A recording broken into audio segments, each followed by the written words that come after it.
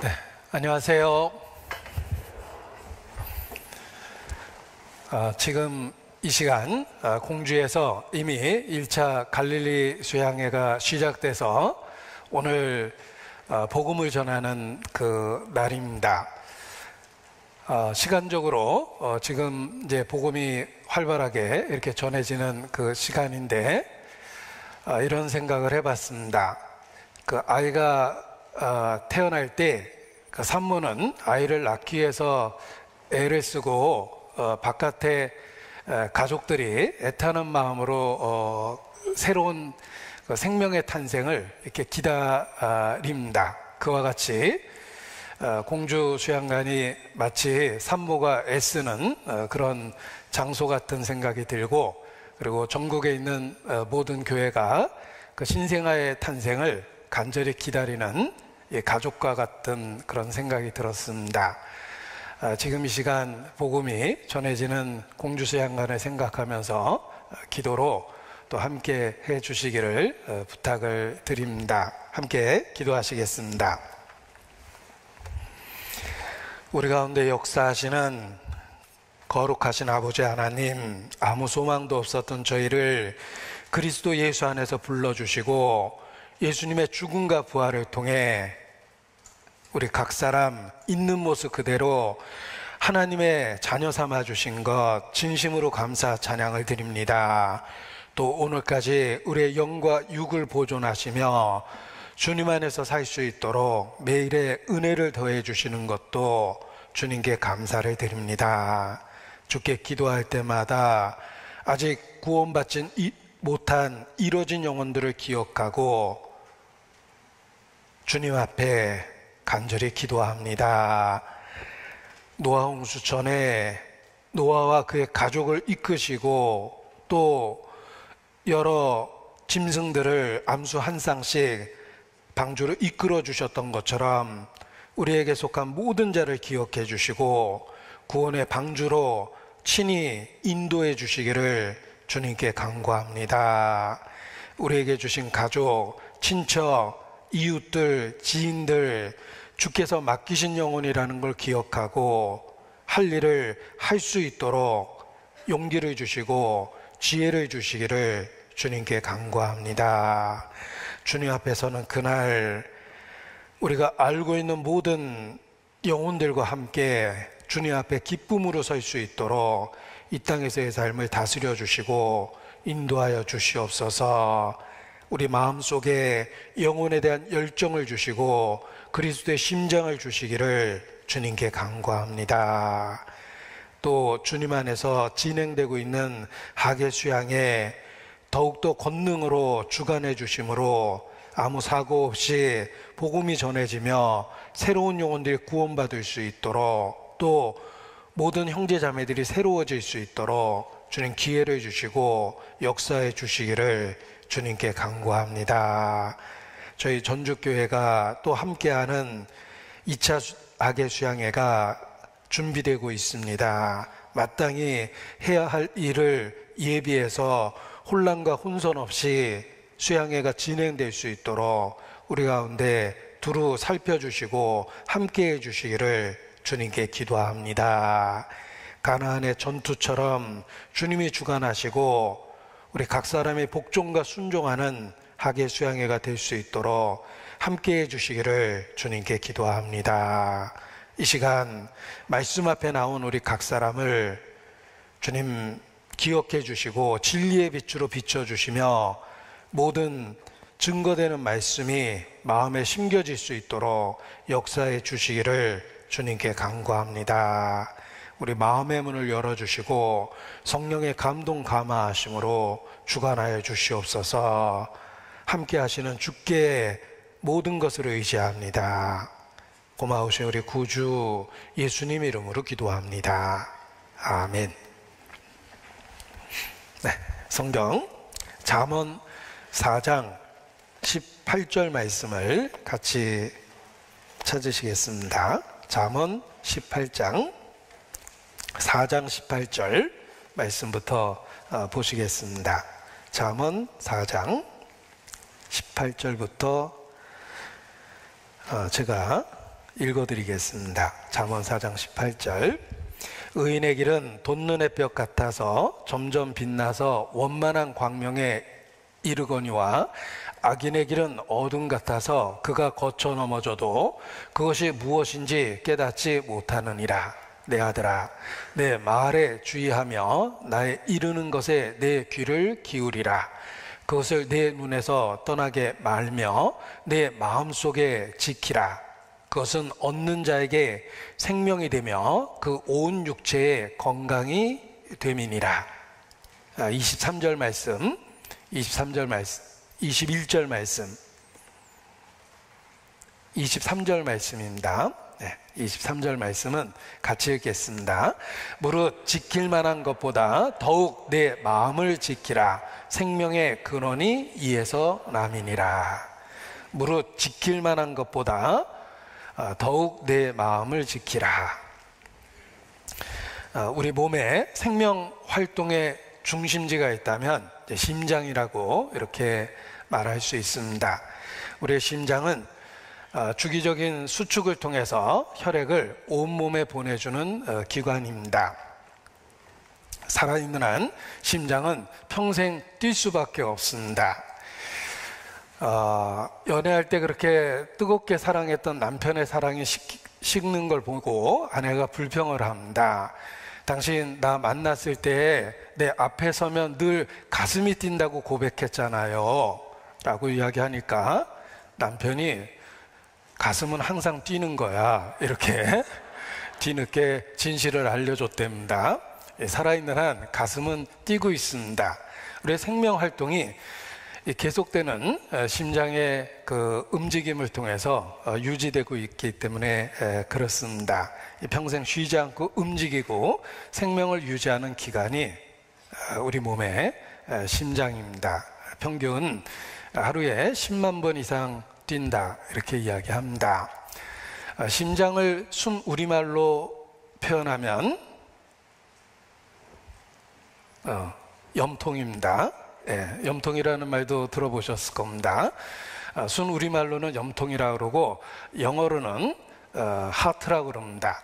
하트라는 그 단어를 쓰는데 재미난 건 우리의 신체 기관으로는 하트라는 단어가 심장이라는 단어로 쓰이고 있고 또 다른 의미로는 마음이라는 단어로 쓰이기도 합니다. 그래서 하트가 심장으로도 쓰이고 또 보이지 않는 지정의 중심이라고 할 수 있는 마음이라는 표현으로 쓰입니다. 그래서 이게 마음이 어딨나 그러면 자기도 모르게 이렇게 심장을 가리키게 됩니다. 영어 단어로도 같은 단어인 heart를 쓰고 있기 때문에 그렇습니다. 육체의 생명이 자체가 끊임없이 활동하고 있는 그 심장이라는 기관에 있는 것처럼 영혼의 그 생명도 우리의 마음에 달려 있다는 것을 일깨울 수 있습니다. 육체의 생명이 심장으로 유지되는 것처럼 영혼의 생명도 이 마음에서 시작되고 유지되는 것입니다. 이 사람의 마음은 우리 인격의 중심을 나타냅니다. 그래서 사람의 인격을 지정이라는 단어로 정의할 때 지식, 감정, 의지 이것이 우리의 인격을 표현하는 방법입니다. 그런데 그 지정의 중심이 우리의 마음에 있다라는 것을 생각해 봅니다. 그래서 무릇 지킬 만한 것보다 더욱 내 마음을 지키라. 생명의 근원이 이에서 남이니라 라고 말씀해 주십니다. 우리의 마음을 어떻게 하느냐에 따라 우리 마음의 선택을 어떻게 하느냐에 따라서 우리의 영적인 사느냐 죽느냐가 결정되기 때문에 생명의 근원이 사람 마음에 있다. 무릇 지킬 만한 것보다 내 마음을 지키라. 이렇게 성경도 표현하고 있는 것입니다. 이 마음을 어디에 어떻게 하느냐라는 선택이 우리의 삶을 결정합니다. 인생은 선택이다. 인생은 선택의 연속으로 이루어져 있다라고 이야기합니다. 오늘 찬양대 찬송해 주신 그 가사 속에도 있었습니다. 참과 거짓 싸울 때에 어느 편에 설 건가? 우리는 그 선택을 매일 강요받고 살고 있는 것입니다. 우리의 삶 자체가 이 선택에 달려있기 때문에 그렇습니다. 그리고 우리의 운명도 결국은 선택의 결과입니다. 운명이 그냥 어디서 뚝 떨어지는 것이 아니라 우리가 어떤 선택을 하느냐에 따라서 우리의 장래의 운명이 결정되어지는 것입니다. 나의 영원한 운명도, 그 영원한 운명도 현재 또 현세의 선택에 달려있다라는 것도 우리는 말씀을 배우면서 더욱 깨닫게 됩니다. 오늘 잠언 4장 18절 19절 말씀을 보십시오. 의인의 길이 있고 악인의 길이 있습니다. 이와 같이 두 개의 대조되는 길이 있고 삶은 어떤 길을 선택하느냐에 따라 결과가 달라진다는 것을 우리에게 가르쳐주고 있습니다.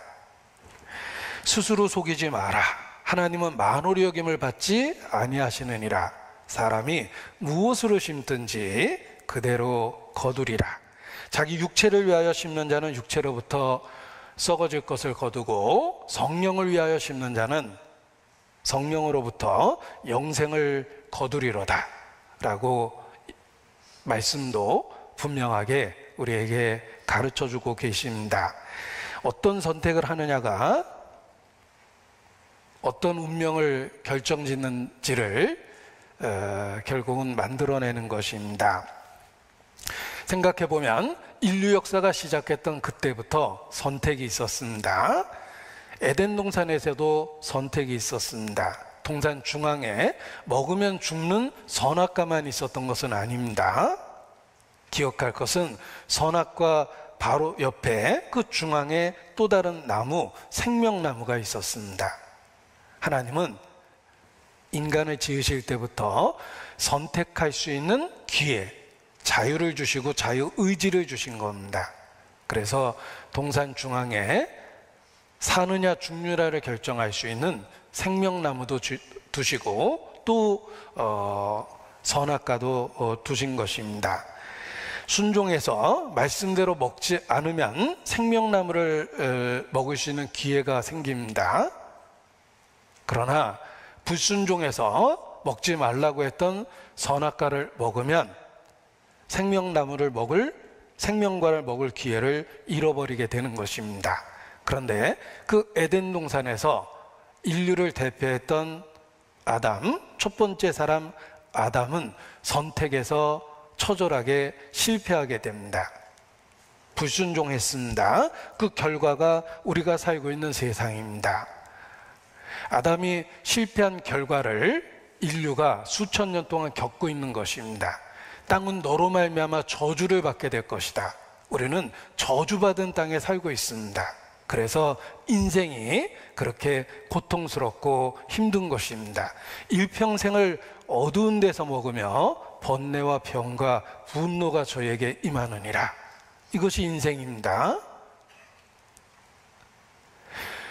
우리는 실제의 삶을 통해서 아담이 실패했던 그 결과를 매일의 삶을 통해서 경험할 수밖에 없습니다.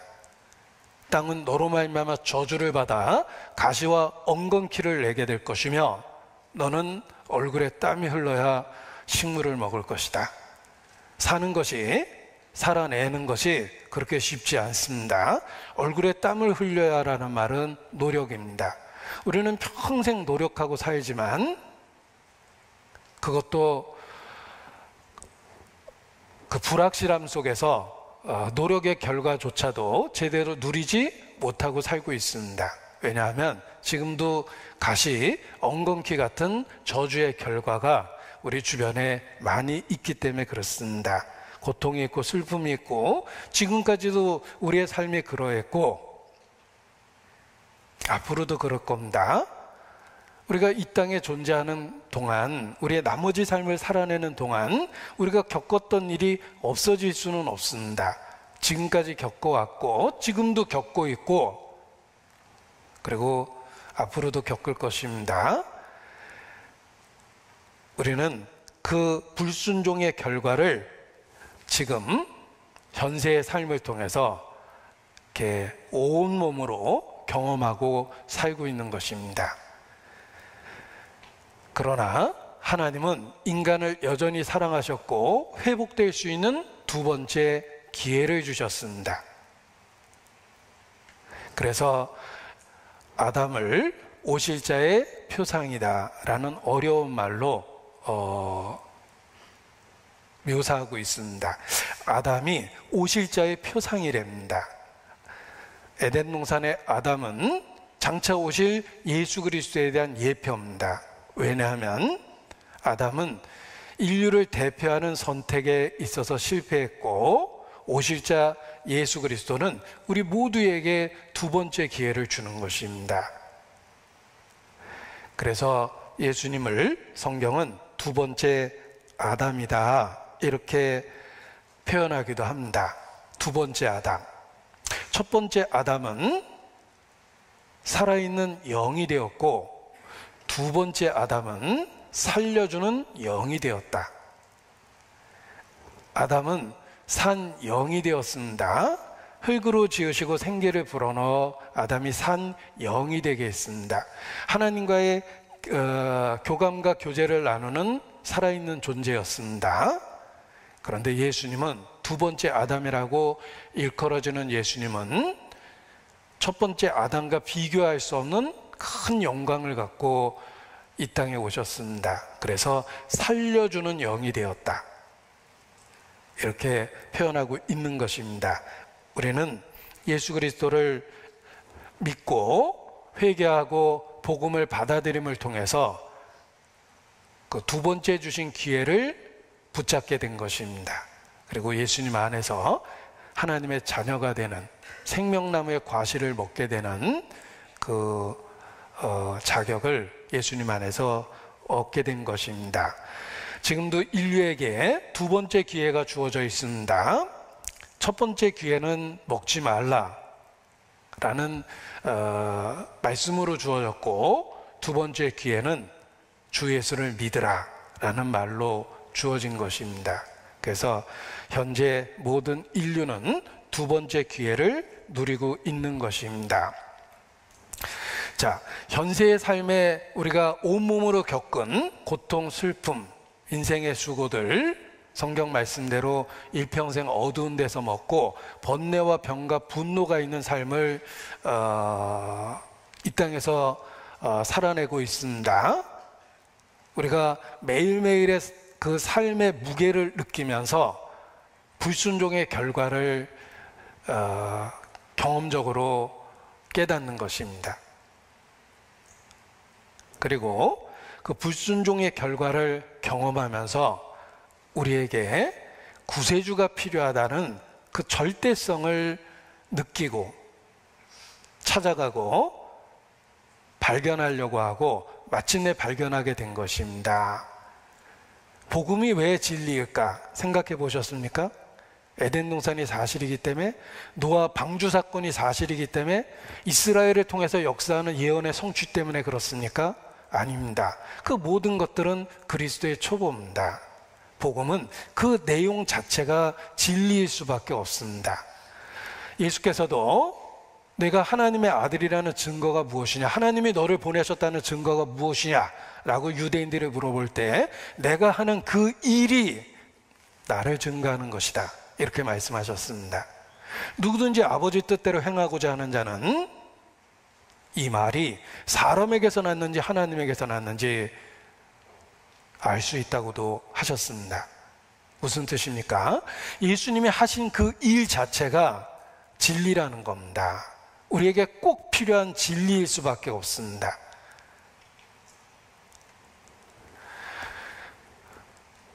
우리가 이 땅에서 살면 실패의 결과, 불순종의 결과를 삶으로 경험하게 됩니다. 그리고 우리에게 회복이라는 것이 필요하고 복음은 회복의 기회라는 것을 알게 됩니다. 우리에게 구세주가 필요하다는 것을 살면서 깨닫게 되는 것입니다. 그래서 복음을 들었을 때 내가 정확하게 표현하지는 못하지만 내가 바로 나한테 필요했던 그 진리구나 라는 것을 확실하게 느끼게 되고 복음을 받아들이고 그 복음을 무엇보다 가장 소중하게 여기고 복음을 저버리는 것보다는 차라리 이 땅에서의 삶을, 나머지 삶을 기꺼이 포기하겠다고 순교도 불사하는 겁니다. 복음이 진리인 것은 그 내용 자체가 증거가 되는 것입니다. 복음성가 가사 중에 상하고 깨어진 마음, 주가 필요해. 그들은 모두 주가 필요해. 이런 그 가사가 있습니다. 상하고 깨어진 그 마음에 복음만이 답입니다. 그래서 이 복음의 진리를 붙잡게 되면 내가 찾으려고 했던 그 답이기 때문에 더 이상 흔들리지 않는 것입니다. 그 복음 자체가 우리에게 하나님이 주신 증거라는 걸 아셔야 됩니다. 그 내용 자체가 하나님 아니면 줄 수 없는 내용입니다. 구세주에 대한 그 진리가 그렇습니다. 우리가 인생을 살아보면 우리에게는 정말 구세주가 필요하다. 인간은 절대 홀로 존재할 수가 없습니다.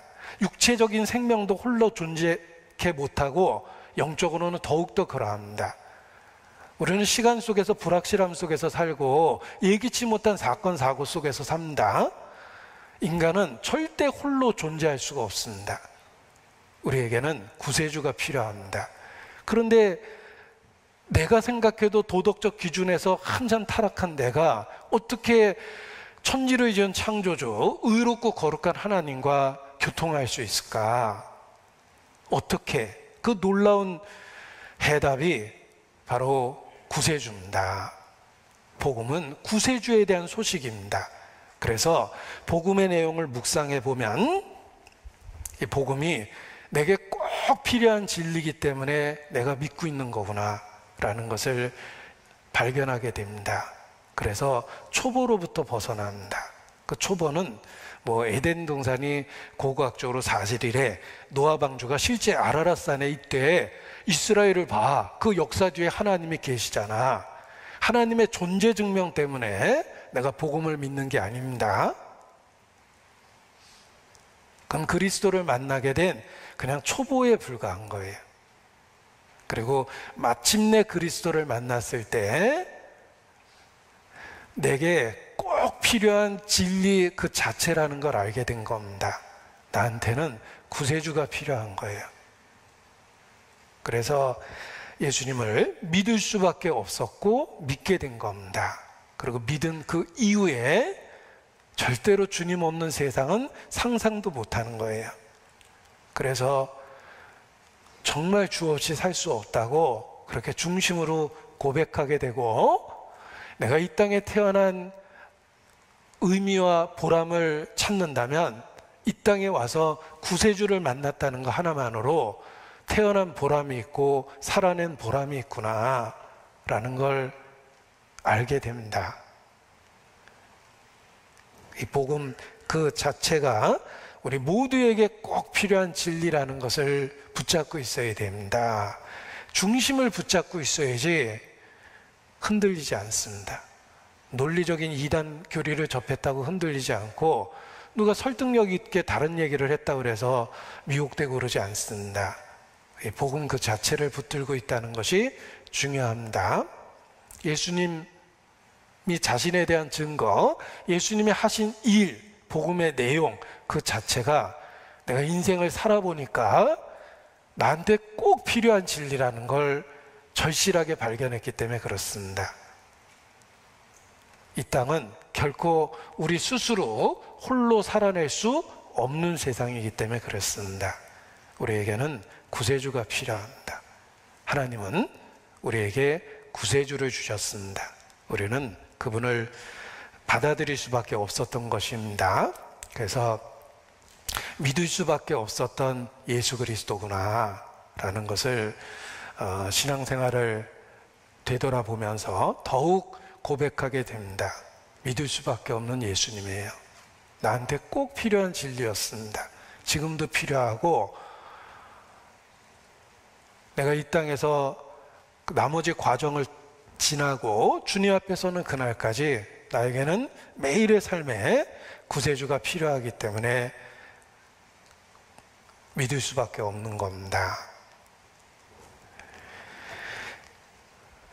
우리는 구세주에 대한 그 복음을 받아들이고 믿게 되었습니다. 그 결과 하나님의 자녀가 되는 합법적인 권세를 주셨어요. 그래서 하나님의 자녀라는 그 확신 속에서 살게 되는 것입니다. 영접하는 자, 그 이름을 믿는 자에게는 하나님의 자녀가 되는 권세를 주셨으니, 하나님의 자녀가 되는 합법적인 권세라는 뜻입니다. 우리는 예수님을 믿고 그리스도 안에서 놀랍게도 하나님의 자녀가 되었습니다. 그 전에는 단지 피조물이었을 뿐입니다. 그런데 그리스도 안에서 비로소 하나님의 자녀가 된 것입니다. 그리고 하나님은 성령을 우리 각 사람에게 주셔서 아바, 아버지라 부르짖게 하시며 친밀함을 삶 속에 나타내고 계십니다. 20절을 보십시오. 잠언 4장 20절, 여기 내 아들아 라는 표현이 있습니다. 이것을 기록하고 남겨두신 하나님의 마음을 그대로 느낄 수 있습니다. 그리스도 안에서 모든 사람을 부르는 하나님의 음성입니다. 내 아들아. 그리스도 안에서 우리를 하나님의 자녀가 되게 해주셨습니다. 그래서 하나님과 그 가장 친밀한 관계를 누리게 해주신 것입니다. 그래서 천사들도 살펴보기를 원한다라고 성경에 표현되어 있습니다. 자, 천사가 우리의 무엇을 부러워할까 생각해 보십시오. 천사가 우리의 인생을 살펴보면서 무엇이 부럽겠습니까? 재벌을 부러워하겠습니까? 권력을 부러워하겠습니까? 천사는 시간과 공간을 초월한 영적 존재이기 때문에 그 재물이 아무런 의미 없고 또 그 권력이 무상하다는 거 잘 압니다. 천사는 우리의 재물을 부러워할 수도 없고 권력을 부러워할 수도 없고 우리의 아름다운 외모를 부러워하고 그러는 게 아닙니다. 그런데 천사가 유일하게 부러워하는 것이 있습니다. 그것이 바로 우리에게 주신 그 구원의 진리예요. 이는 천사들도 살펴보기를 원하는 것이라. 베드로 사도가 그렇게 표현했습니다. 천사들도 부러워하고 있는 것, 그것이 그리스도 안에서 하나님의 자녀가 된다는 것입니다. 천사는 수천 년 동안 하나님께 충성되이 복종하고 순종했지만 여전히 종입니다. 앞으로도 복종하고 순종하겠지만 천사는 여전히 부리는 종입니다. 처음부터 부리는 종으로 지음을 받았기 때문에 그렇습니다. 그런데 하나님께서 피조물인 사람은 자기 형상으로 지으시고 그리스도 안에서 자녀로 삼아 주셨습니다. 그래서 천사들도 살펴보기를 원하는 것이다 라고 표현되어 있는 겁니다. 천사도 부러워하는 위치를 우리에게 주셨다. 그리스도 안에서 하나님의 자녀 되는 것, 유업을 이을 상속자가 되는 것, 우리에게 주신 은혜가 그런 은혜입니다. 그래서 정말 어메이징 그레이스라고 찬송할 수밖에 없습니다. 나 같은 죄인 살리신 주 은혜 놀라워할 수밖에 없는 은혜입니다. 내가 뭐 마땅히 누릴 것을 누리는 게 아닙니다. 어떤 분은 하나님이 우리에게 주시는 그 호의와 사랑이 마치 당연한 것처럼 생각하고 누리는 사람이 있습니다. 철없는 자식이 그런 경우가 있죠. 자기가 누리고 있는 게 그냥 당연한 것처럼 부모에게 요구하고 지내는 경우가 있는데 인간이 정말 철이 없으면 하나님이 주시는 그 놀라운 은혜를 당연한 것처럼 생각을 합니다. 그래서 마치 짜여진 계획 속에서 하나님이 인간을 구원해 주신 것처럼 다 프로그램되어 있고 시나리오 되어 있는 거잖아. 그게 무슨 놀라운 사랑이야 라는 식의 생각을 하는 겁니다. 인간의 죄라고 일컬어질 정도로 미련하고 어리석은 생각이 하나님의 은혜조차도 은혜로 못 깨닫고 있기 때문에 그런 생각을 하는 것입니다. 제대로 진리를 진리로서 보게 되면 어메이징 그레이스입니다. 놀라운 은혜입니다. 저에게 가끔 이렇게 목사님 좋아하시는 찬송이 뭐예요? 하고 이렇게 물어보시면 그때그때 달라요. 이렇게 대답을 합니다. 그래서 어떨 때는 그 가사 때문에 좋아하다 보니까 이렇게 어떤 찬송이 이렇게 그때그때 달라지곤 합니다. 그런데 그냥 변함없이 늘 좋아하는 찬송이 있습니다.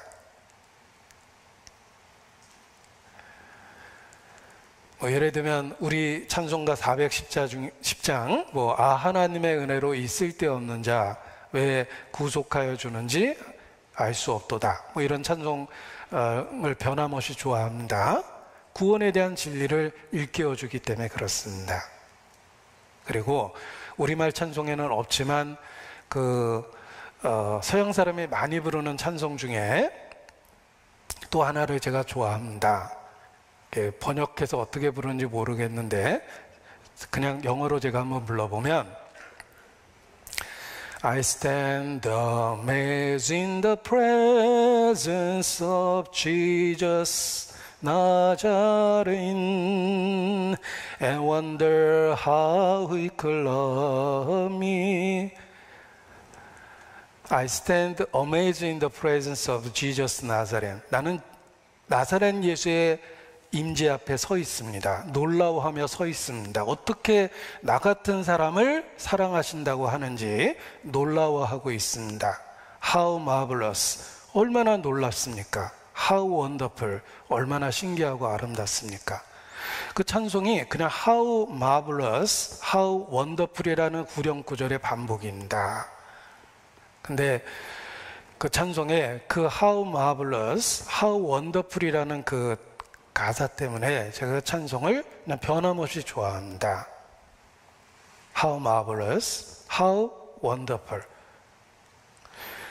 하나님이 독생자를 주셨다라는 그 진리가 얼마나 놀랍고 크고 신기한지를 일깨워 주기 때문에 그 찬송의 가사를 좋아합니다. 내 아들아 라는 표현이 그리스도 안에서 우리를 부르시는 하나님의 음성입니다. 그리고 얼마나 사랑이 가득한 표현입니까? 우리가 자녀를 향해서도 똑같은 표현을 쓰잖아요.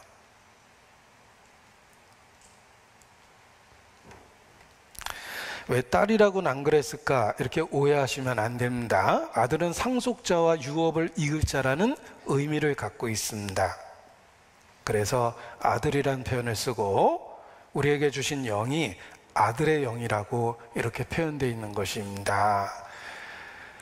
내 아들아, 사랑을 담아서 그리스도 안에서 우리를 부르시는 하나님의 음성입니다. 하나님이 가라사대 창조주가 권위를 갖고 인간에게 선포하십니다. 하나님이 가라사대. 그런데 그 하나님이 가라사대라는 말보다 더 우리를 흔들어 놓는 표현이 내 아들아 라는 개인적인 친밀함을 갖고 부르는 호칭인 그 표현입니다. 하나님이 가라사대 해도 우리는 긴장을 해야 됩니다. 창조주가 피조물에게 말씀하고 계시잖아요. 납작 엎드려서 뭐라고 말씀하시는지 들어야 됩니다. 그런데 권위를 갖고 창조주로서 인간에게 단지 선포하는 말씀이 아니라 사랑을 담아서 우리 각 사람을 부르십니다. 내 아들아.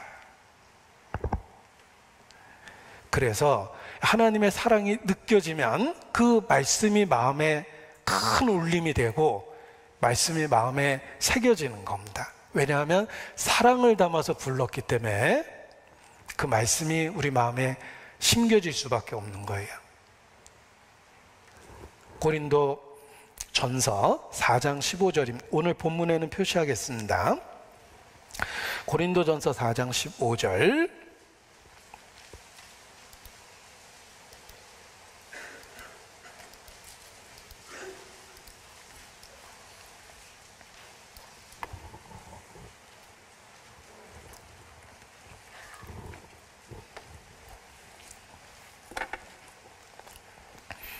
고린도전서 4장 15절 같이 읽겠습니다. 그리스도 안에서 1만 스승이 있으되 아비는 많지 아니하니 그리스도 예수 안에서 복음으로써 내가 너희를 낳았음이니라. 자, 그리스도 안에서 선생 노릇하는 사람은 많고 선생 노릇하기는 쉽습니다. 그런데 아비는 많지 않다. 지식으로 가르칠 수 있는 사람은 많지만 사랑을 갖고 대할 수 있는 사람은 많지 않다. 이런 뜻입니다. 하나님은 우리가 갖고 있는 그 사랑의 모형의 실체입니다. 우리가 바다 사진을 갖고 있는 것과 우주 사진을 갖고 있는 것과 우주 그 자체와 바다 그 자체는 비교할 수 없는 스케일, 규모가 다릅니다. 우리가 갖고 있는 그 하나님의 사랑의 일부는 그야말로 말 그대로 찌극히 작은 일부입니다. 마치 우리 육체 중에 세포 하나 정도 될까? 이렇게 표현해 볼 수도 있을 겁니다. 하나님은 그 사랑의 실체입니다. 그냥 단지 1만 스승으로 권위를 갖고 우리에게 가르치는 분이 아니라 아비의 마음을 갖고 우리에게 말씀하시는 분입니다. 그리고 그리스도 안에서 진정한 선생은 단지 지식을 가르치는 존재가 아니라 아비의 마음을 품어야 된다라는 걸 일깨워 줬기 때문에 바울도 이런 표현을 쓴 것입니다. 또 데살로니가 전서 2장 7절, 8절도 찾겠습니다. 데살로니가 전서 2장 7절, 8절입니다.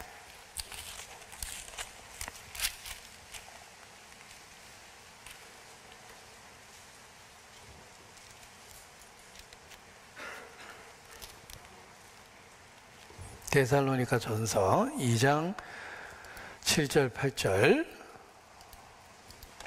오직 우리가 너희 가운데서 유순한 자 되어 유모가 자기 자녀를 기름과 같이 하였으니 우리가 이같이 너희를 사모하여 하나님의 복음으로만 아니라 우리 목숨까지 너희에게 주기를 즐겨함은 너희가 우리의 사랑하는 자 됨이니라. 제가 처음 성경을 배울 때는 이 유모가 친엄마가 아니라 젖을 나눠주는 그런 유모인 줄 알았어요. 처음 성경을 읽을 때는. 그런데 나중에 공부하다 보니까 유모가 아이를 낳은 그 젖 먹이는 친어머니라는 뜻입니다. 아, 친엄마 아니구나 이렇게 생각하면 안 됩니다. 이 유모는 젖 먹이를 먹이는 친엄마를 표현한 겁니다. 젖을 먹이는 아이를 안고 있는 그 엄마가 본능적으로 그 아이를 얼마나 사랑하겠습니까? 그 아이가 태어나기까지 뱃속에 10개월을 안고 지냈어요. 그리고 목숨을 걸고 아이를 낳아서 드디어 아이하고 서로 만나서 교감을 나누고 있는 것입니다. 자기의 일부죠.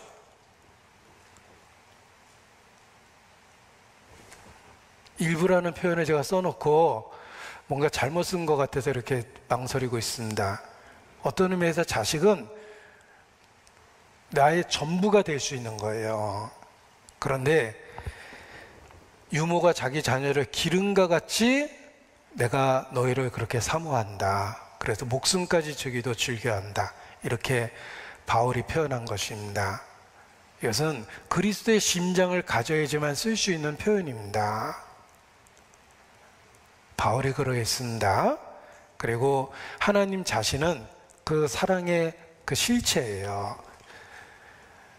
우리를 단지 선생으로서 꾸짖고 야단치고 지적질하고 이러는 게 아니라 아비로서 애정을 갖고 이야기하고 계시고 유모처럼 젖먹이 자식에게 목숨까지 내어줄 수 있는 그런 사랑으로 우리에게 말씀하고 계시다, 이런 뜻입니다. 그러니까 이 내 아들아라는 표현이 어떤 배경으로 쓰신 것인지를 이해하면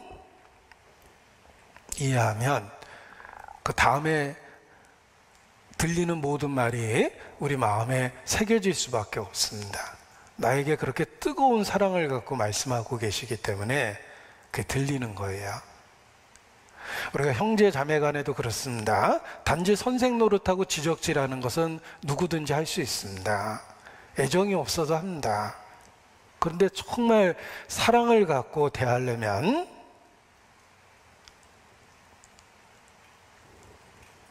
말과 표현이 달라집니다. 간절함이 달라집니다. 그래서 누군가에게 혹 지적하고 싶으면 마음에 한 10번은 되새겨보고 그 되새겨보는 기간에 10번은 기도해 보는 거예요.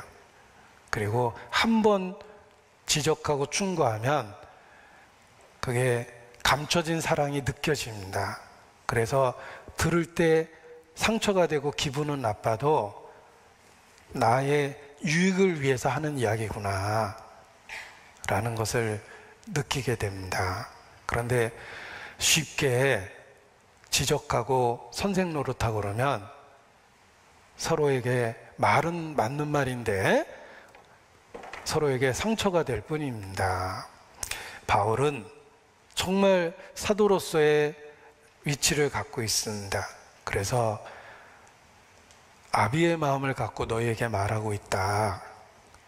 내가 유모가 자기 자녀를 기른과 같이 너희를 그렇게 사랑하고 기꺼이 목숨까지 내어주겠다라고 이렇게 고백하고 있기 때문에 우리에게 최고의 그 스승이 될 수밖에 없는 것입니다.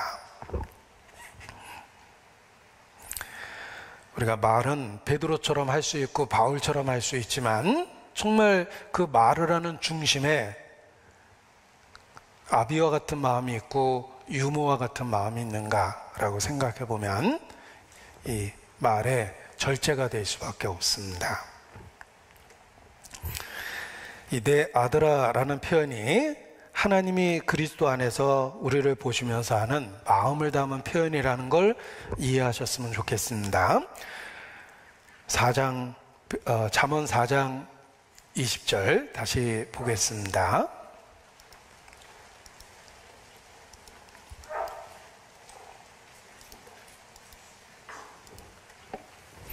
내 아들아, 내 말에 주의하며 나의 이르는 것에 내 귀를 기울이라. 그것을 내 눈에서 떠나게 말며 내 마음속에 지키라. 그것이 얻는 자에게 생명이 되며 그 온 육체에 건강이 됨이니라. 자, 이 건강이란 단어는 요즘에 눈에 많이 띄는 단어입니다. 사람들이 몸에 대한 집착이 많을수록 건강에 대한 염려가 더 많아지고 건강에 대해서 집착하고 온통 모든 대화 내용이 그런 대화를 주로 하게 됩니다. 근데 여기 하나님이 가르쳐 주신 그 건강의 비결이 있습니다. 그것도 일부분에 듣는 비결이 아니라 그야말로 만병통치죠. 온 육체의 건강이 됨이니라. 당뇨, 성인병, 고혈압, 암, 뭐 아무 상관없습니다. 아무튼 온 육체의 건강이 된다고 그러니까 하나님이 보증한 거니까 얼마나 확실합니까? 이게 도대체 뭘까? 그것이 도대체 뭘까? 이런 생각이 들죠. 그것이 온 육체의 건강이 된다는데 도대체 그것이 뭘까? 예. 여기 내 아들아, 내 말에 주의하고 나의 이르는 것에 내 귀를 기울이라. 이 하나님의 말씀, 하나님의 뜻을 붙잡는 것이 결국은 생명이 되고 온 육체의 건강이 된다, 이런 뜻입니다. 하나님의 말씀을 내가 어떻게 듣고 있는지, 무엇을 듣고 있는지 주의를 기울여야 된다. 그것이 생명이 되고 온 육체의 건강이 된다, 이렇게 말씀하십니다. 내 말에 주의하며 나의 이르는 것에 내 귀를 기울이라. 내 눈에서 떠나게 말며 내 마음속에 지키라. 하나님의 말씀을 어떻게 듣느냐가 생명이 되고 건강을 결정한다. 이렇게 말씀해 주고 계십니다. 그래서 이 말씀을 어떻게 받아들이냐에 따라서 우리의 삶의 결과가 달라지는 것입니다. 씨 뿌리는 비유를 생각해 보십시오. 어떤 씨는 길가에 떨어지고 어떤 씨는 돌짝밭에 떨어지고 어떤 씨는 가시덤불에 떨어지고 어떤 씨는 좋은 밭에 떨어졌는데 결과가 다 다릅니다. 기억할 것은 씨는 똑같았다는 거예요. 똑같은 씨앗이 어디에 떨어졌느냐에 따라 결과가 다릅니다. 씨앗은 말씀이고 밭은 마음이에요. 우리가 어떤 마음으로 말씀을 듣느냐가 결과를 다르게 만들고 있다는 것입니다. 우리는 같은 공간에서 같은 말씀을 듣습니다. 그 말씀을 어떻게 듣느냐가 길가에 떨어진 씨앗처럼 되는 것도 있고 돌짝밭에 떨어진 씨앗도 되고 가시덤불에 떨어진 씨앗도 된다. 그리고 어떤 사람에게는 좋은 밭에 떨어진 것이다. 말씀을 듣고 깨닫게 된다. 결실하게 된다. 기억할 것은 씨는 동일했다는 것입니다. 그 동일한 말씀을 어떻게 듣느냐에 따라서 결과가 다른 겁니다. 어떤 사람은 죽어라고 변하지 않는 자기의 삶을 선생을 바꿔서 해결하려고 합니다. 자신의 삶이 변하지 않는 것을 자기 안에서 출발하는 게 아니라 선생을 바꾸면 그게 될 것처럼 그렇게 생각하고 교회를 떠도는 사람이 있습니다. 그것도 정말 어리석은 거예요. 동일한 진리를 어떤 마음으로 듣느냐가 결과를 바꾸는 것입니다. 씨앗 바꾼다고 될 문제가 아니라는 거예요.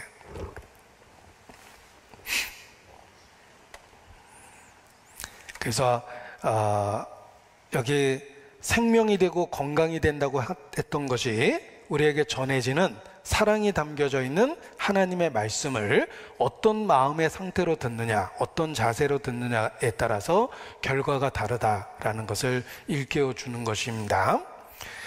어떤 마음으로 하나님의 말씀을 듣습니까?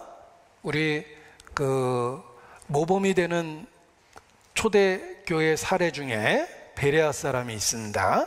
베레아 사람은 데살로니카에 있는 사람보다 더 신사적이어서 간절한 마음으로 말씀을 받고 그것이 그런가 하여 날마다 성경을 상고함으로 그 중에 믿는 자가 많다 이렇게 칭찬하셨는데 베레아 사람을 생각해 보십시오. 그들은 간절한 마음으로 말씀을 받았기 때문에 결과가 생긴 겁니다. 지금도 그렇습니다. 우리가 하나님의 말씀을 어떤 마음의 밭의 상태로 듣느냐에 따라서 각각 다른 결과를 맺게 되는 것입니다. 그래서 마음이 돌짝밭 같으면 똑같은 말씀을 들으면서도 아무런 결과가 안 생기는 겁니다. 설교에 집중이 안 되고 그런 일이 생깁니다.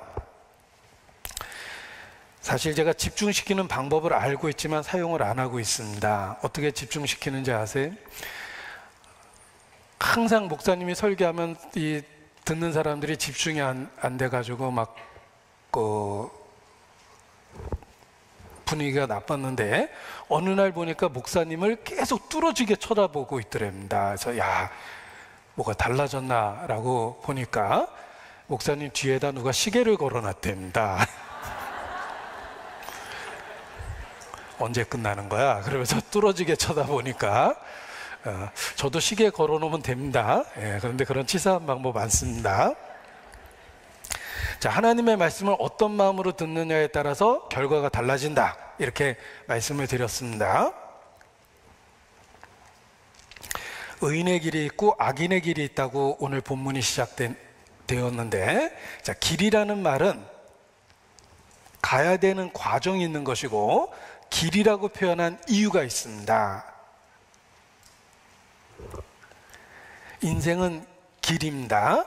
어떤 길을 가느냐에 따라 도착지가 다르다는 뜻이에요. 한마디로 선택이라는 겁니다. 의인과 악인이라는 삶의 선택이 있기 때문에 길이라고 표현한 거예요. 어떤 길을 가느냐에 따라 도착지가 달라지는 겁니다. 우리가 갈래길에 보면 이정표가 있어서 도착지를 가리키고 있습니다. 그 도착지는 어떤 길을 선택했느냐에 따라서 달라지는 거예요. 인생은 운명이 아닙니다.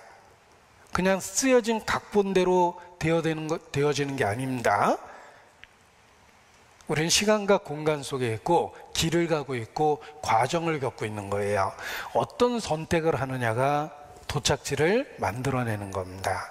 그래서 길이라고 이렇게 표현해 주신 겁니다. 우리가 어떤 마음으로 사느냐가 결국은 우리의 영원한 운명을 결정하는 것입니다. 그래서 무릇 지킬 만한 것보다 더욱 더 내 마음을 지키라, 이렇게 강조한 겁니다. 우리 마음을 어떻게 하느냐에 따라서 인생이 달라지기 때문에 그렇습니다. 하나님과의 관계에 있어서도 마찬가지입니다. 크고 첫째 되는 계명은 마음을 다하고라는 말로 시작됩니다. 하나님하고의 관계에서 첫 번째 나오는 것도 마음이에요. 하나님하고의 관계 속에 우리 마음을 어떻게 하느냐에 따라서 인생이 달라지는 겁니다. 그래서 크고 첫째 되는 계명이 무엇이니까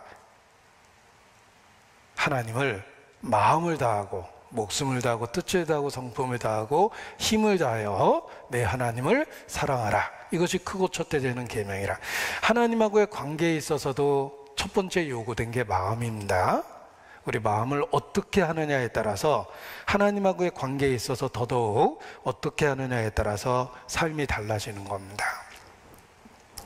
자, 어떤 선택을 합니까? 그리스도인이라는 말은 한마디로 예수 그리스도를 마음에 받아들인 것입니다. 어떤 교리에 대한 동의가 아닙니다. 그 시작이지 전부가 아니에요. 예수 그리스도를 우리 마음에 받아들인 것입니다. 예수 그리스도가 위치하는 자리가 우리 마음이라는 거예요. 중심이라는 거예요. 지정의가 있는 행동을 결정하는 그 중심에 예수 그리스도가 오시게 된 겁니다. 하나님하고의 관계의 첫 번째는 마음이라고 표현했는데 구세주는 우리 마음에 오시는 거예요. 우리 마음에는 그리스도인이라는 말은 우리 마음에 그리스도를 모시고 사는 사람입니다. 이게 그리스도인이에요. 단지 교리에 대한 동의가 아닙니다. 베드로전서 3장입니다. 베드로전서 3장 15절. 베드로전서 3장 15절.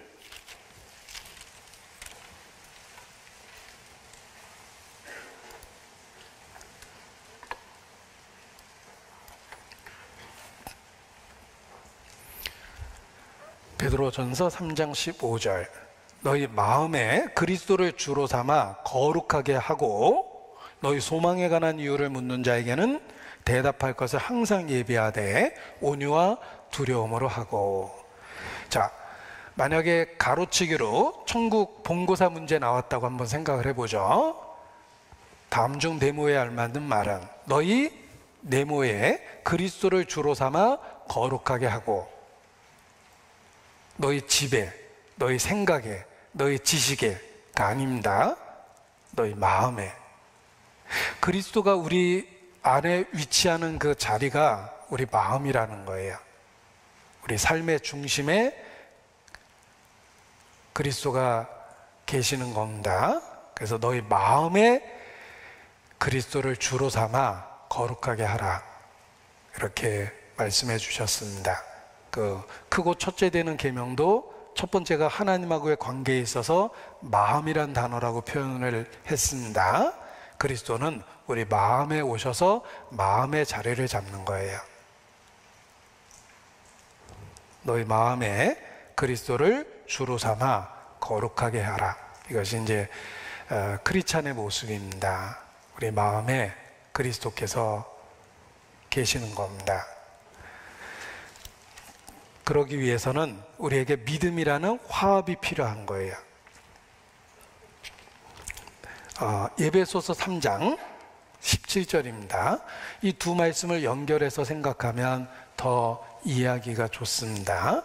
에베소 3장 17절.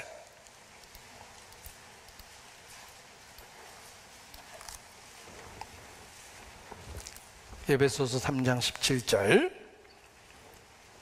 같이 읽습니다. 믿음으로 말미암아 그리스도께서 너희 마음에 계시게 하옵시고 너희가 사랑 가운데 뿌리가 박히고 터가 굳어져서. 자, 그리스도가 우리 마음에 위치하고 계십니다. 믿음으로 진리를 받아들이고 화합할 때 그리스도는 우리 안에 계시게 되는데 우리 마음에 계시다 이렇게 표현하고 있습니다. 단지 생각에 있는 것도 아니고 지식에 있는 것도 아니라 우리의 중심 그 가운데 우리의 모든 인격을 결정하고 행동을 결정하는 그 중심, 그 마음에 그리스도가 있는 것입니다. 그래서 그리스도께서 너희 마음에 계시게 하라 이렇게 표현했는데 성령이 오시는 위치도 그러합니다. 성령은 우리의 지식 속에 오는 게 아니에요. 지식만 바꿔놓는 게 아닙니다. 우리 마음에 오시는 거예요. 우리의 중심 그 자체에 자리를 잡고 계시는 겁니다. 그래서 성령이 우리에게 성령을 주신다 하셨을 때 성령이 어디에 계시는 걸까? 우리 마음의 중심에 있습니다. 고린도 후서 1장 22절입니다.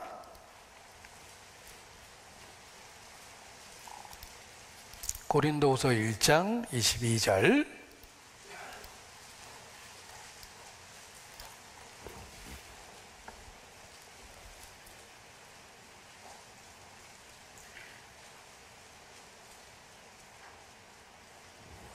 같이 읽죠.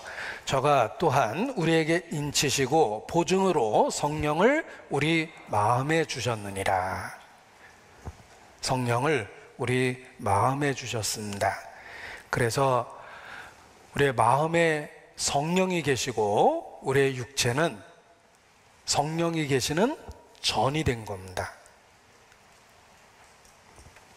고린도전서 6장 19절. 고린도전서 6장 19절.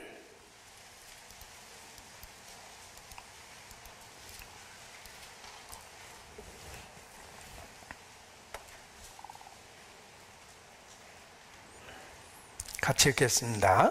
너희의 몸은 너희가 하나님께로부터 받은 바 너희 가운데 계신 성령의 전인 줄을 알지 못하느냐. 너희는 너희의 것이 아니라. 자, 알지 못하느냐.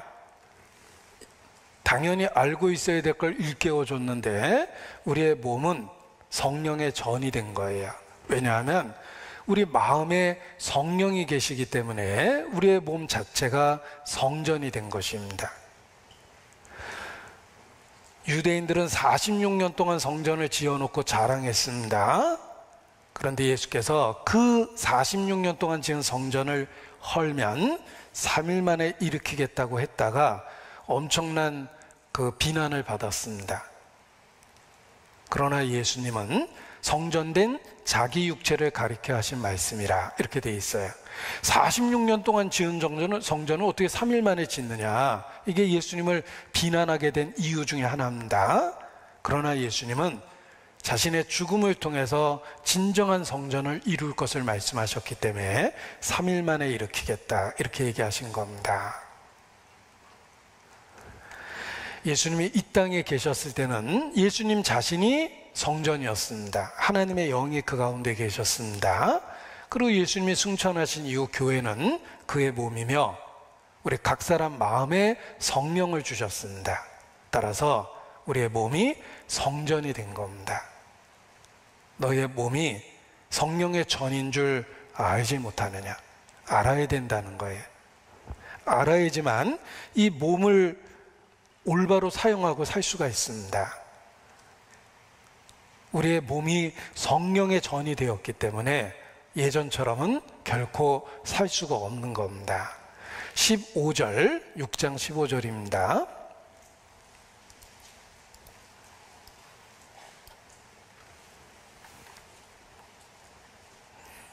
같이 읽죠. 너희의 몸이 그리스도의 지체인 줄을 알지 못하느냐. 내가 그리스도의 지체를 가지고 창기의 지체를 만들겠느냐. 결코 그럴 수 없느니라. 우리의 몸은 성령의 전입니다. 우리의 몸은 그리스도의 지체입니다. 그리스도의 지체를 갖고 창기의 지체를 만들겠느냐? 결코 그럴 수 없느니라. 그리스도의 지체를 갖고 깡패의 몸을 만들면 안 되죠.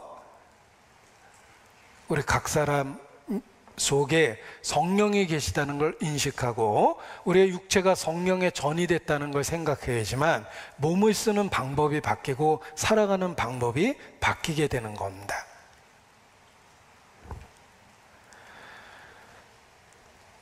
우리의 몸이 성령의 전이라는 것을 기억하셔야 됩니다. 자, 어떤 분이 아주 큰 부잣집에 취직을 했는데 수십억 원 하는 그 자가용을 보는 그 자가용 기사가 됐습니다.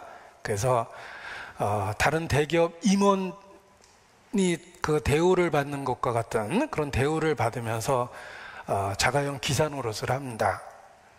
이 주인 생각에는 내 목숨을 다루고 있는 사람이니까 내가 그만큼 대우를 해줘야 되겠지라고 생각하고 그 큰 회사에 거의 그 임원 수준의 월급을 줬답니다. 그 대단한 직장을 얻은 거예요. 자부심을 느끼고 항상 그 성실하게 일을 했는데 어느 날부터 주인이 일하는 패턴을 알게 됐습니다. 부르는 시간이 있고 잘 부르지 않는 시간이 있다 보니까 그 시간에 그 자동차를 갖고 놀러 다니기 시작했습니다.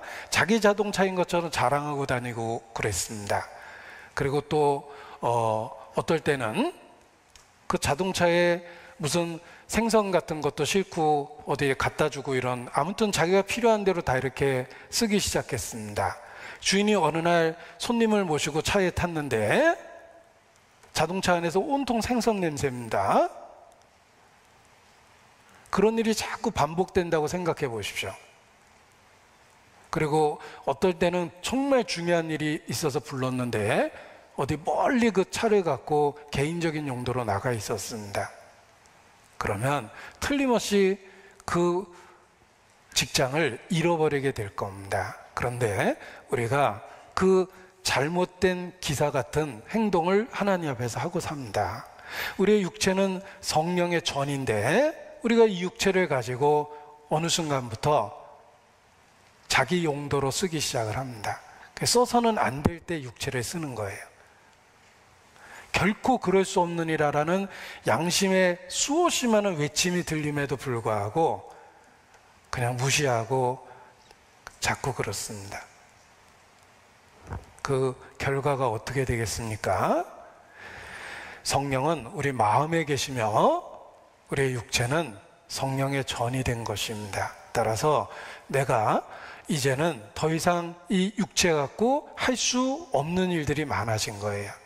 성령의 전이기 때문에 보는 것, 듣는 것, 말하는 것을 구별할 수밖에 없습니다. 내가 보면 그리스도와 함께 보는 것이고 내가 들으면 그리스도와 함께 듣는 것입니다. 죄를 짓게 되면 결코 그럴 수 없느니라라는 비명 같은 부르짖음을 듣게 돼요. 그래서 구별돼서 살 수밖에 없는 것입니다.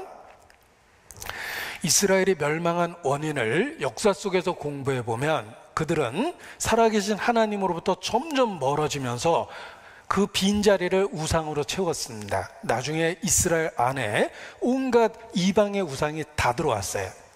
그들은 가나안 땅에 살고 있습니다. 하나님이 주신 가나안 땅에 7 족속이 있었는데 그들의 풍습도 들어왔고 멀리 바벨론의 풍습 또 주변 있는 나라의 풍습들 두로와 시돈의 그런 우상들 이런 것들이 마구 들어오기 시작했어요. 가나안 원주민들의 우상 그리고 주변에 있는 에돔, 두로, 시돈 이웃 나라의 우상들이 들어오고 그리고 멀리 있는 바벨론의 우상까지 들어옵니다. 그 우상이 결국은 성전 안에까지 들어왔어요. 제사장들까지 그 우상을 접하고 우상을 성전에다 모셔다 놓고 이런 일이 생깁니다. 그러다가 망한 거예요.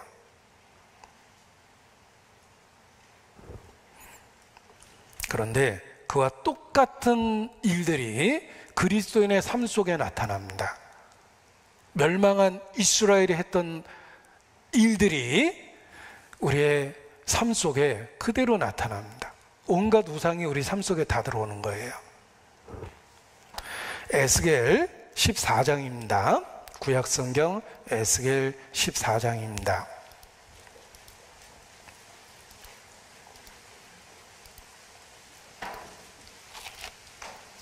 구약성경 에스겔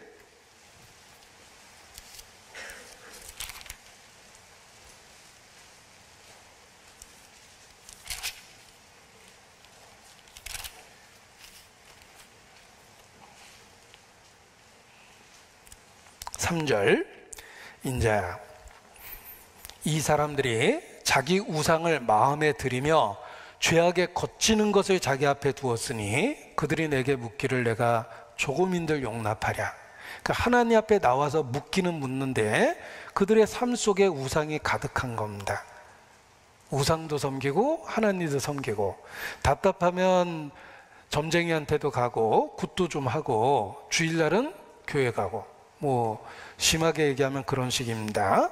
마음의 우상을 들여놓고 하나님 앞에 나타나는 거예요. 또 4절에 보면 같은 말씀이 있습니다.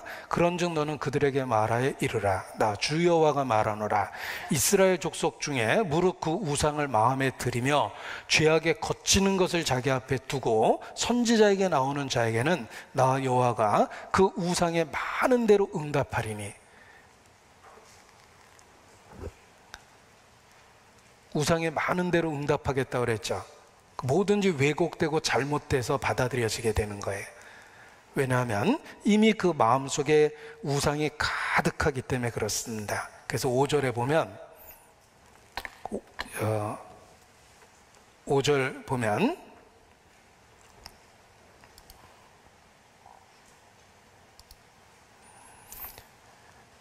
이는 이스라엘 족속이 다 그 우상으로 인하여 나를 배반하였으므로 내가 그들의 마음에 먹은 대로 그들을 잡으려 함이니라. 마음의 우상을 들이니까 결국은 그것 때문에 올무가 돼서 심판을 받게 되는 것입니다. 7절 에스겔 14장 7절 이스라엘 족속과 이스라엘 가운데 우거하는 외인 중에 무릇 나를 떠나고 자기 우상을 마음에 들이며 죄악에 거치는 것을 자기 앞에 두고 자기를 위하여 내게 묻고자 하여 선지자에게 나오는 자에게 나 여호와가 친히 응답할 것이다. 그들이 잘못되도록 유혹을 받게 하겠다. 이렇게 경고하고 계십니다. 자, 이스라엘 역사를 보십시오. 그들은 하나님도 섬기고 마음에 우상을 들여왔습니다. 그리고 더 충격적인 것은 하나님을 섬기는 성전 안에까지 태양신을 숭배하는 사람들이 생긴 거예요. 그래서 선지자를 통해서 이렇게 예루살렘의 타락을 보여주는데, 성전의 깊은 곳에 가보니까 성전의 제사장들이 태양신 앞에 절을 하고 그 당시에 유행하던 니무롯이라는 신을 섬기고 그런 일들을 보여줍니다. 그래서 하나님의 영광이 결국은 성전에서 머뭇머뭇하다가 떠나는 장면이 있습니다. 그리고 예루살렘이 멸망한 거예요. 그런데 이 역사가 이 마지막 시대를 사는 우리에게 똑같이 나타납니다. 그리스도인의 마음은 성전입니다. 성령이 그 마음에 계시기 때문에 그렇습니다. 그런데 조금씩 우상을 마음에 들이는 거예요. 옛날 우상들은 좀 유치하죠. 옛날 우상들을 보면 무슨 그 박물관 같은 데서 보면 그 우상들의 모양이 참 유치합니다. 야, 저런 거 놓고 복 달라고 빌었나? 미개하게? 이렇게 생각이 드는데, 사실 귀신 섬기는 데는 똑같은 일이 있습니다. 우리 귀신 섬기는 데 가보면 별 희한한 모양을 잔뜩 만들어 놓고 거기다 넙죽넙죽 절하잖아요. 인도 가면 정말 많은 신들이 있습니다. 기괴합니다. 사람 몸뚱아리에 코끼리 머리 붙여놓고 섬기는 것도 있고, 아무튼 참 기괴합니다. 그런데 사실 우리 마음에 들인 우상들도 영적으로 보면 다 그렇게 우스꽝스럽고 기괴한 모습입니다.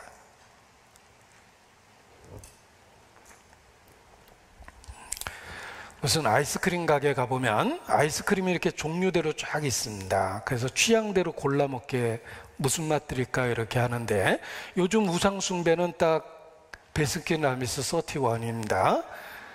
골라서 섬길 수가 있어요, 다양하게.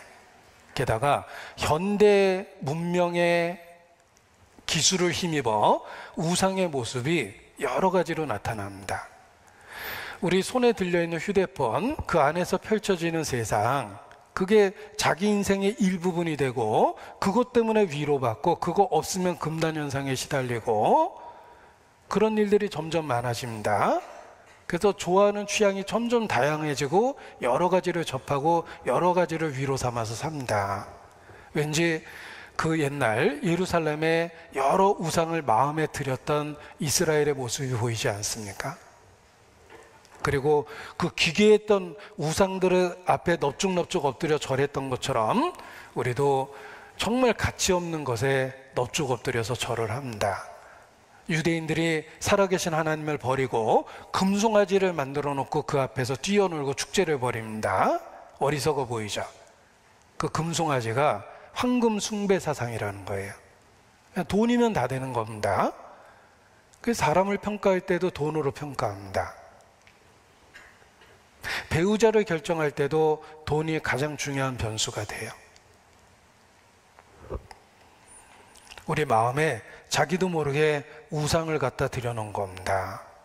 그리고 일확천금을 유혹하는 일들이 우리 주변에 많습니다. 뭐 한 번만 투자하면 팔자를 고칠 것처럼 그렇게 일확천금을 유혹하는 것도 많고, 뭐 대표적인 게 코인, 우리 시대 코인이라는 겁니다. 우리도 모르게 거기다 마음을 두고 물질을 두고 시간을 두고 그렇습니다. 그것이 그 옛날 이스라엘이 성전에 여러 우상을 들여놓은 것과 같이 우리도 똑같은 죄를 짓고 있다라는 생각을 하게 됩니다. 그리고 이 모든 죄의 근본을 살펴보면 결국은 뭔가를 더 얻고자 하는 욕심 속에서 그런 죄가 출발을 합니다. 그래서 성경은 탐심이 우상숭배다 이렇게 선언하고 있는 겁니다. 탐심, 10계명의 제일 마지막 계명입니다. 탐내지 마라. 그런데 우상숭배 계명은 두 번째 계명이에요. 10계명에.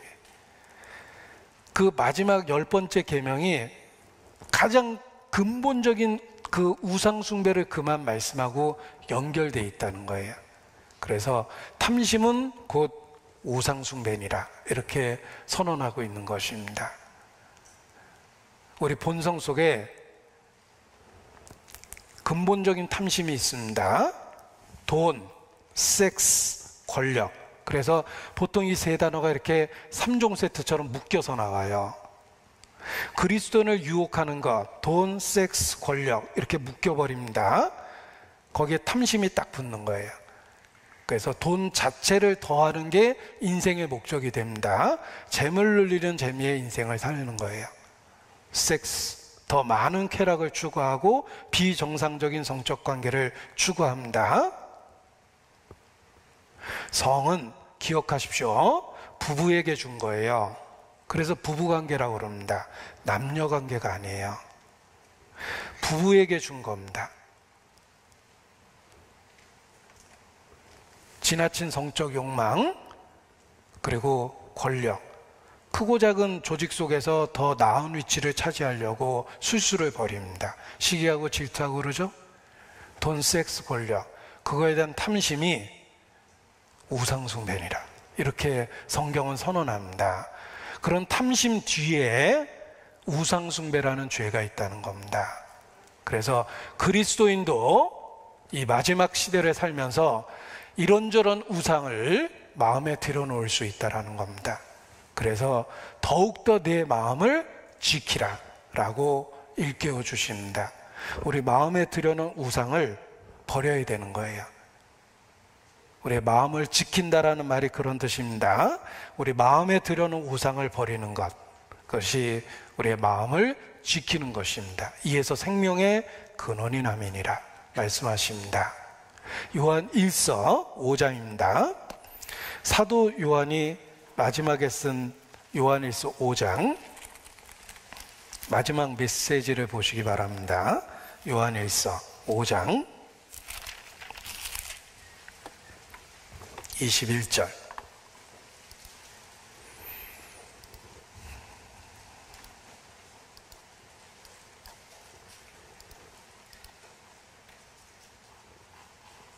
같이 읽겠습니다. 자녀들아, 너희 자신을 지켜 우상에게서 멀리하라. 자, 살아계신 하나님을 믿는 사람들, 복음을 통해서 하나님을 믿는 사람들에게 왜 새삼스럽게 유치한 우상 숭배에 대한 경고를 하는 걸까? 이것은 그냥 이교도들이 다른 신에게 넙죽 엎드려 절했던 것 이상의 이야기를 하고 있는 것입니다. 우리 마음에 들여놓는 우상들이 있다는 거예요. 탐심이 그런 것들입니다. 이런저런 것에 대한 과욕들, 그것이 우상숭배라는 것입니다. 그래서 사도 요한이 노구를 이끌고 마지막 메시지를 쓰면서 자녀들아, 너희 자신을 지켜 우상에서 멀리하라, 이렇게 일깨워주고 있는 것입니다. 우리 마음에 들여놓은 그 우상을 버려야 되는 것입니다. 우리 심장은 생명 활동의 중심이라고 이렇게 시작하는 말로 표현했는데, 되게 심장에 생기는 병들은 치명적입니다. 생명이 걸려있는 병들이에요. 뭐 심근경색, 협심증, 심장판막증, 심부전증, 부정맥, 이런 것들은 다 사느냐 죽느냐를 결정하는 심장의 과 관련된 질병들입니다.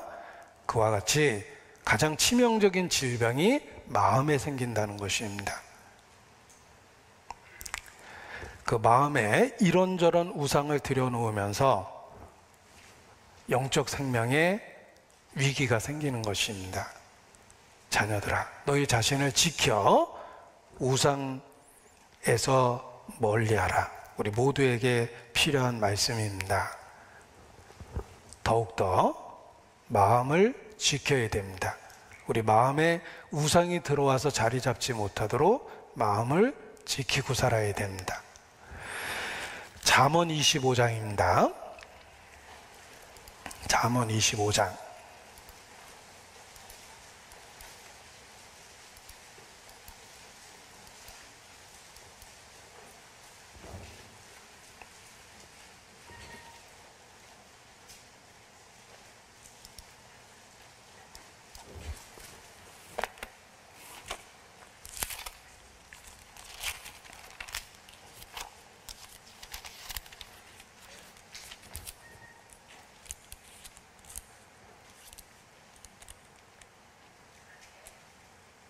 (29절입니다) 28절입니다.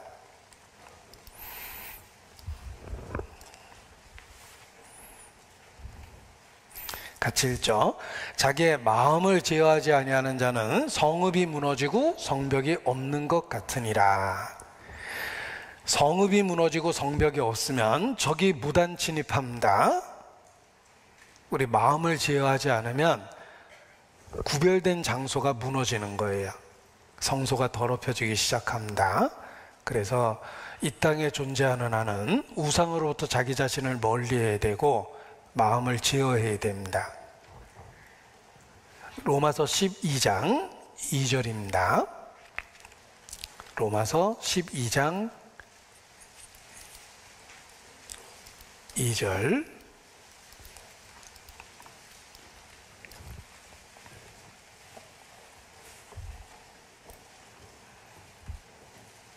같이 읽겠습니다. 너희는 이 세대를 본받지 말고 오직 마음을 새롭게 함으로 변화를 받아 하나님의 선하시고 기뻐하시고 온전하신 뜻이 무엇인지 분별하도록 하라. 자, 오직 마음을 새롭게 함으로 변화를 받으라. 이것이 매일의 삶에서 우리가 추구해야 될 것입니다. 마음을 새롭게 해서 변화를 받아야 됩니다. 자기의 마음을 제어하지 않는 자는 성벽이 무너진 것과 같습니다. 마음을 제어하고 마음을 새롭게 해서 변화를 받아야 됩니다. 그 방법이 말씀이라는 거예요. 그래서 말씀을 붙잡고 생활을 해야지만 그것이 생명이 되고 온 육체의 건강이 된다, 이렇게 말씀을 해주신 것입니다. 잠언 4장 4절을 보겠습니다. 아까 잠언 4장에 표시해 놓자고 그랬는데 잠언 4장 4절입니다. 같이 읽겠습니다. 아버지가 내게 가르쳐 이르기를 내 말을 내 마음에 두라, 내 명령을 지키라, 그리하면 살리라. 살 수 있는 방법은 하나님 말씀을 붙잡고 사는 것입니다. 하나님 말씀을 붙잡아야지만 마음의 제어가 되고, 하나님의 말씀을 붙잡아야지만 마음을 새롭게 해서 변화를 받게 되는 것입니다. 그래서 그것을 내 눈에서 떠나게 말며 내 마음속에 지키라, 그리하면 살리라. 이 말씀이 우리에게 생명줄과 같다. 그것을 붙잡고 살면서 영적 생명을 지속할 수 있는 것입니다. 자, 마음이 성소라는 이야기를 드렸고, 우리도 모르게 이런저런 우상을 마음의 성소에 들여놓을 수가 있습니다. 그래서 그것을 버려야 된다, 이렇게 말씀을 드렸습니다. 자, 그런데 우리 마음에 가장 큰 우상이 있습니다. 그 가장 큰 우상이 바로 자아라는 거예요. 자기 중심적인 삶을 사는 것, 그것이 우리 마음속에 있는 가장 큰 우상입니다. 자기 중심적으로 인생을 살고 자기 감정을 중심으로 행동을 하는 것, 이런 것들이 우리 마음속에 제일 큰 우상이다, 이렇게 말씀드릴 수 있습니다. 우리가 평생 우상 숭배의 죄와 싸워야 되는데 가장 큰 우상은 바로 우리 자신이라는 거예요. 자아라는 겁니다.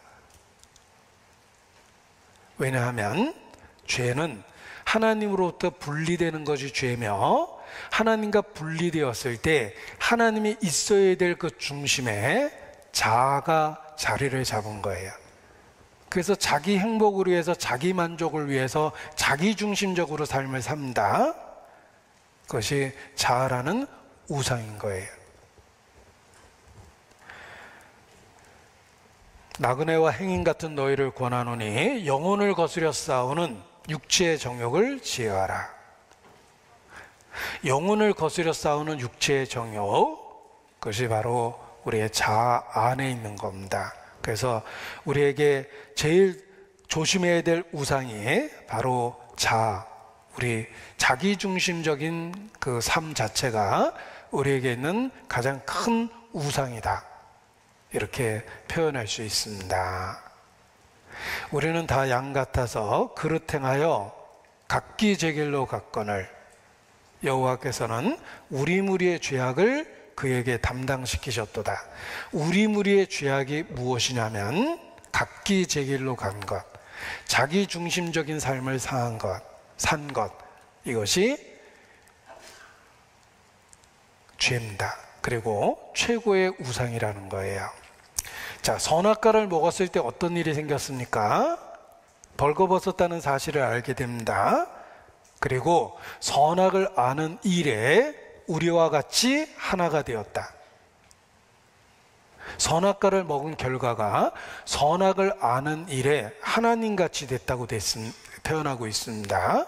그것은 선악의 기준을 자기중심적으로 갖게 됐다는 뜻입니다. 선과 악의 기준은 하나님만이 정하시는 겁니다. 창조주기 때문에 하나님이 정하시는 거예요.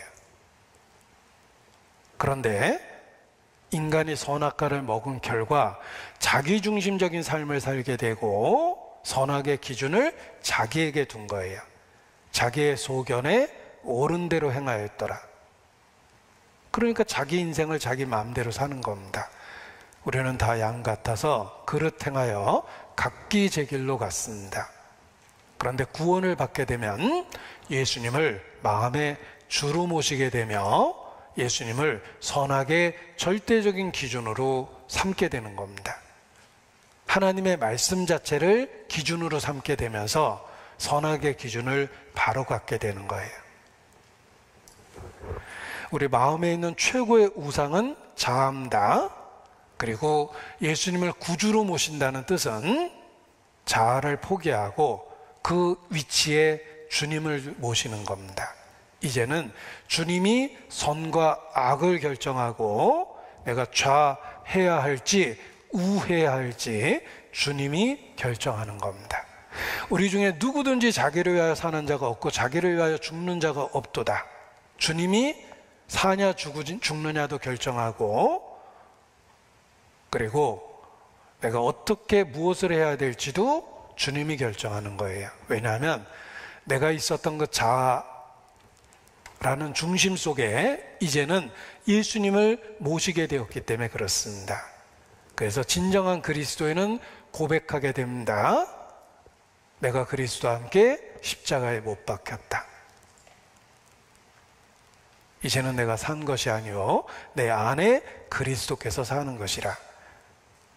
자아를 중심으로 우리가 살아왔던 인생 속에서 주님이 그 위치를 차지하게 되고 주님이 그것을 주장하게 되신 것입니다. 그래서 매일의 삶 속에 주여 뜻대로 하소서, 살든지 죽든지 뜻대로 하소서라는 고백 속에서 매일의 삶을 사는 것, 이것이 그리스도인의 모습입니다. 그리고 그 자아로부터 벗어나는 방법이 말씀을 붙잡는 것, 주의 몸된 교회의 지체와 일원으로 사는 것, 그것이 자아로부터 벗어나는 구체적인 방법입니다. 왜냐하면 교회는 예수 그리스도의 몸입니다. 우리가 교회의 지체와 일원으로 우리의 삶을 살아가면 자기중심적인 삶을 안 살게 돼요. 내 시간 관리도 교회에 맞춰서 짜게 돼 있습니다.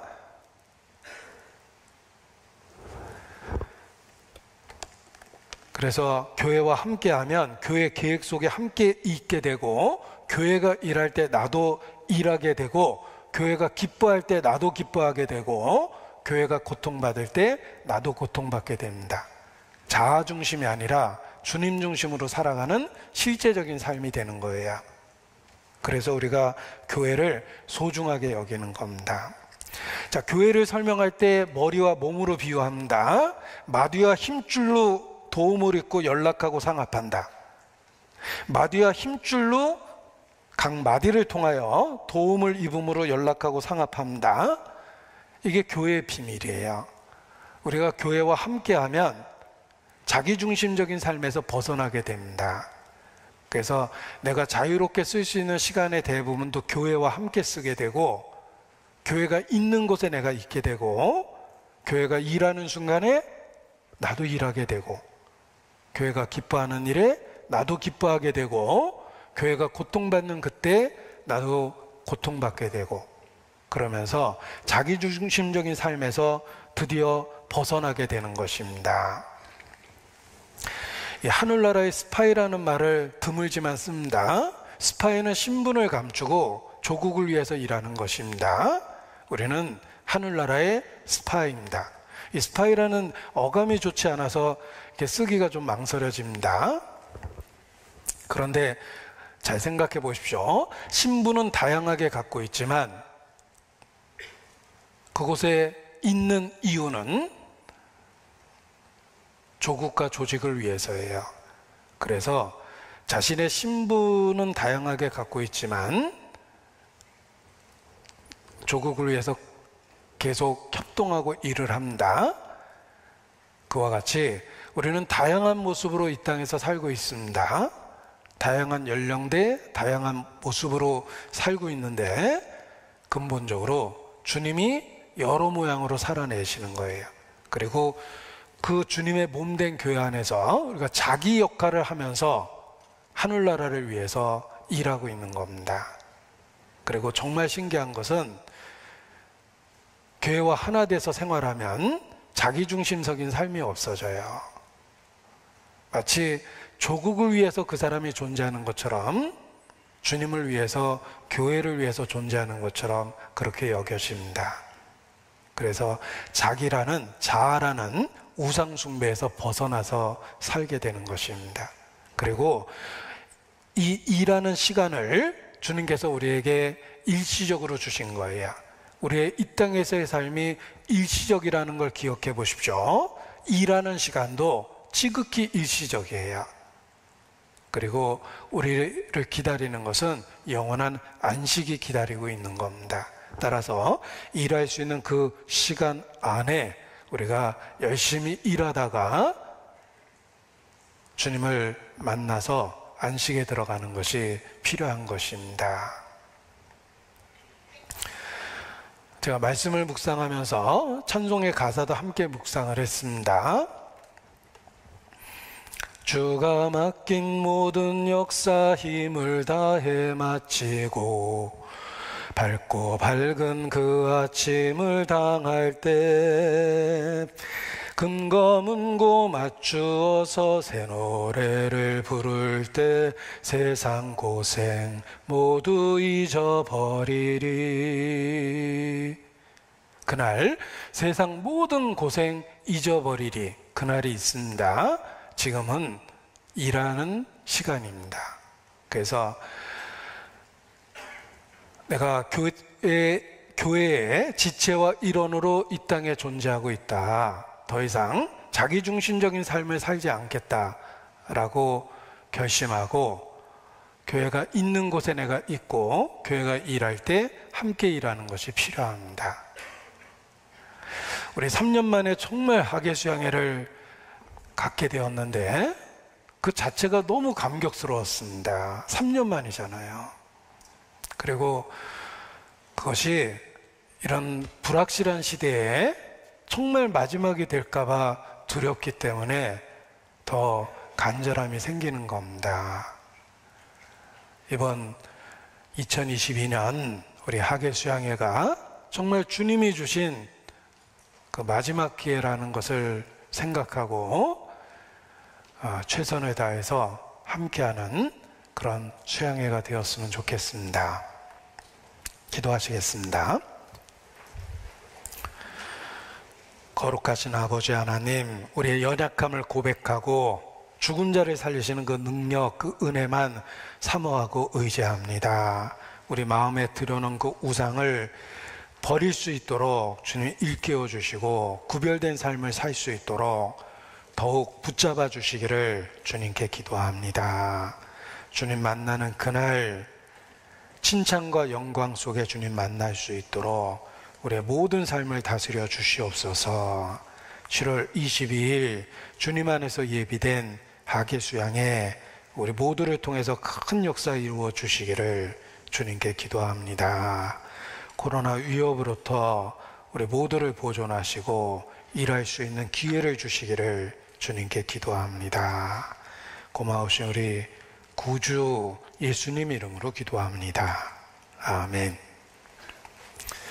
우리 찬송가 은혜 찬송을 부르실 텐데 230장입니다. 이 가사를 우리 자신에게 불러주는 것처럼 너는 가라가 아니라 우리 자신에게 불러주는 것처럼 230장을 은혜 찬송 230장을 같이 부르시겠습니다.